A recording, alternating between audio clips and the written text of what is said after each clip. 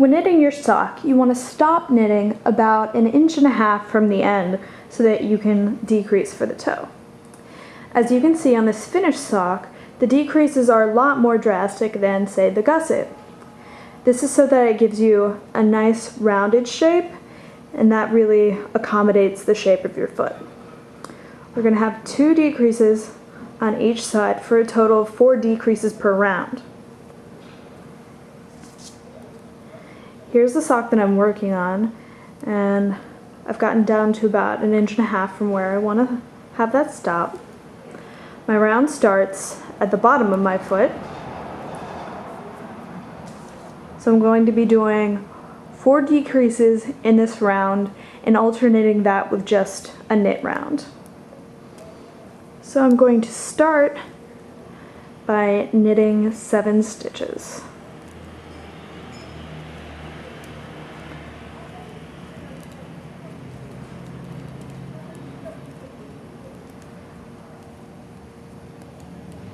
And this won't necessarily be 7 stitches in your pattern, just do what the pattern says. Then I'm going to place a stitch marker there so that I know every time I reach that part of the round, that's where I'm going to be decreasing. And for this particular one, I'm going to be doing an SKP. So I'm going to slip one and knit one. I'm passing this stitch back over. Then I'm going to knit 2 so that my decreases aren't right next to each other.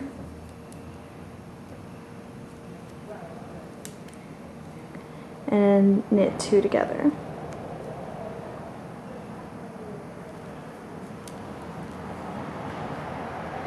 After that, I'm going to knit 14.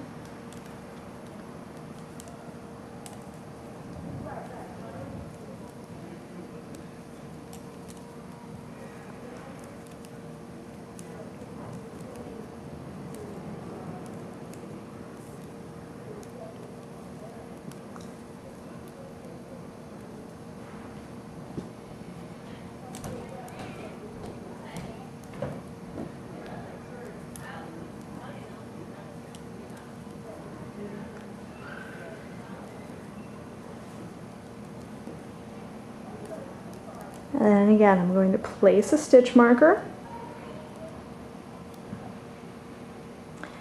And again, SKP, slip, knit, pass back over, knit 2,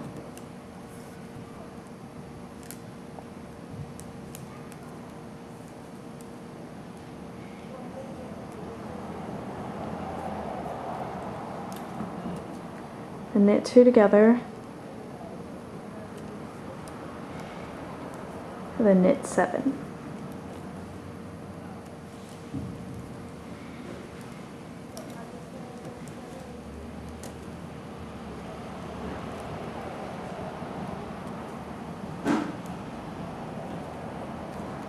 So the important things to note about this are that I'm decreasing on both sides of my sock so that it'll come together, and I'm decreasing 4 stitches per round. Again, this is so that we get a final shape that's more pointed and comes together rather than something that's really gradual.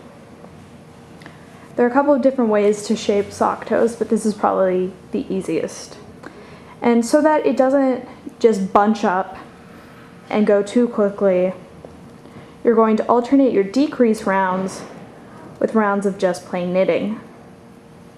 So you'll decrease 4, knit 1 round, and so on and so forth until you get down to the right number of stitches for you to close off. When you come to this stitch marker, you're just going to slip it.